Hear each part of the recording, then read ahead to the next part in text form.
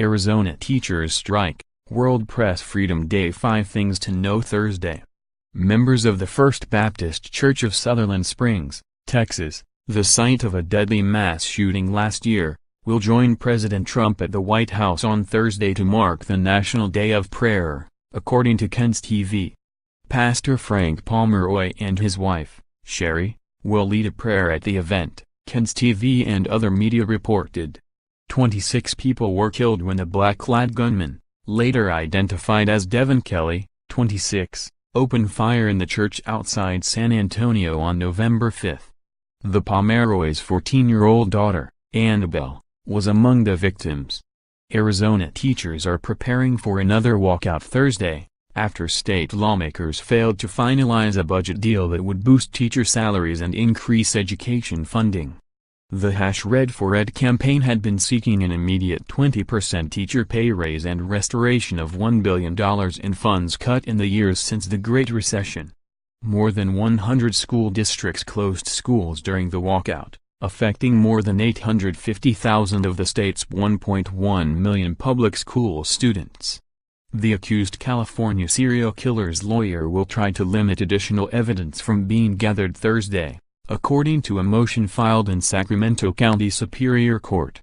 Public Defender Diane Howard wants to bar prosecutors from collecting Joseph James DeAngelo's DNA and fingerprints and taking photos of his body. Prosecutors arrested DeAngelo, 72, last week and said they used DNA to identify him as the killer responsible for at least a dozen murders and 50 rapes across California between 1976 and 1986.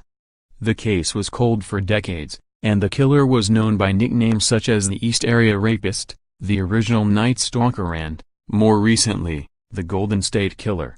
Sports fans will be glued to their TVs, or mobile devices Thursday with a jam-packed NBA and NHL playoff schedule.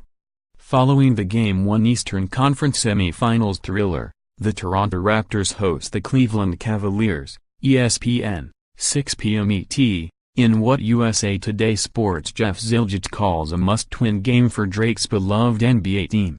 Meanwhile, in the NHL, tempers could flare up in the Washington Capitals-Pittsburgh Penguins playoff series, Game 4, NBCSN, 7 p.m. ET, after Tom Wilson received a 3-game suspension for breaking Zach Aston Reese's jaw with a devastating shoulder-to-head hit. And if that doesn't satisfy your sports palate, MLB superstar Albert Pujols is closing on his 3,000th hit, and could achieve the historic feat when his Los Angeles Angels face the Baltimore Orioles in Southern California. The 25th anniversary of World Press Freedom Day on Thursday comes amid a growing climate of animosity toward the media, according to a press watchdog group. World Press Freedom Day was established by the UN General Assembly in 1993 in part to defend the media from attacks on their independence. But Reporters Without Borders found in its World Press Freedom Index that democratically elected leaders no longer see the media as part of democracy's essential underpinning, but as an adversary to which they openly display their aversion. The United States fell 2 places in the index to 45th out of 180 countries, largely due to the actions of President Trump, who regularly brands media he does not like as fake news. Contributing, The Associated Press,